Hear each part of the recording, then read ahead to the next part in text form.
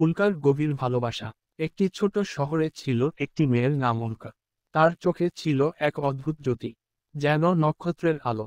তার হাসি যেন পৃথিবীর সব সৌন্দর্যকে একত্রিত করেছিল। উল্কা ছিল অত্যন্ত মেধাবী ও স্বনির্ভর, কিন্তু তার হৃদয়ে এক গভীর শূন্যতা ছিল।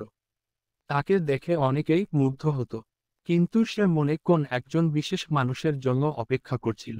একদিন উল্কার জীবনে এলো রিয়াল। রিয়াল ছিল শহরের এক উদ্যমী যুবক, যার চোখে স্বপ্নের কাব্য ছিল। তার হাসি ছিল একদম উল্কার মতো, যা তার মনকে তীব্রভাবে আকর্ষণ করেছিল। প্রথমে তাদের দেখা হয়েছিল একটি কফি শপে, যখন উল্কা নিজের জীবনের চিন্তা নিয়ে কিছু সময় কাটাচ্ছিল। রিয়াল একদিকে কফি খাচ্ছিল, অন্যদিকে তার চোখ উল্কার দিকে ছিল।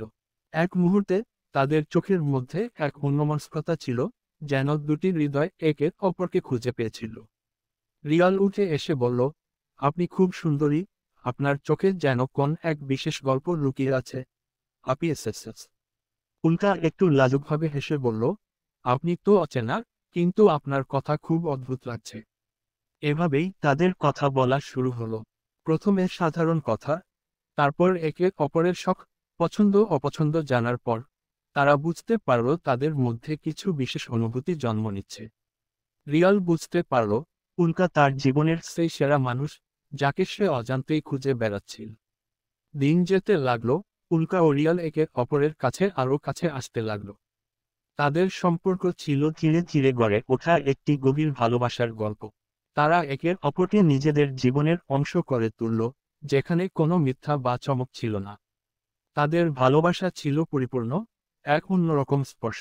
একদিন একটি সন্ধ্যায় রিয়াল উল্কাকে একটি গোলাপ তুলে দিল এবং বলল, উল্কা, আমি তোমার প্রতি আমার ভালোবাসা প্রকাশ করতে চাই। তুমি যদি আমার জীবনের অংশ হতে চাও, তাহলে আমি নিশ্চিত আমাদের ভালোবাসা পৃথিবীর সবচেয়ে সুন্দর হবে। উল্কা এক মুহূর্তে চুপ করে রইল, তারপর তার চোখে অশ্রু জমে উঠল। সে জানত এই ভালোবাসা সত্যি এবং গভীর। সে বলল, রিয়াল, তুমি জানো, আমি অনেক সময় একা ছিলাম, কিন্তু তোমার সাথে আমি জানি আমি আর কখনো একা হব না। আর তারপর থেকেই উল্কা ও রিয়াল একে অপরকে ভালোবাসায় পূর্ণভাবে বাঁধা পড়ল। তাদের সম্পর্ক এক সুন্দর ও গভীর প্রেমের মধ্যে পরিণত হলো।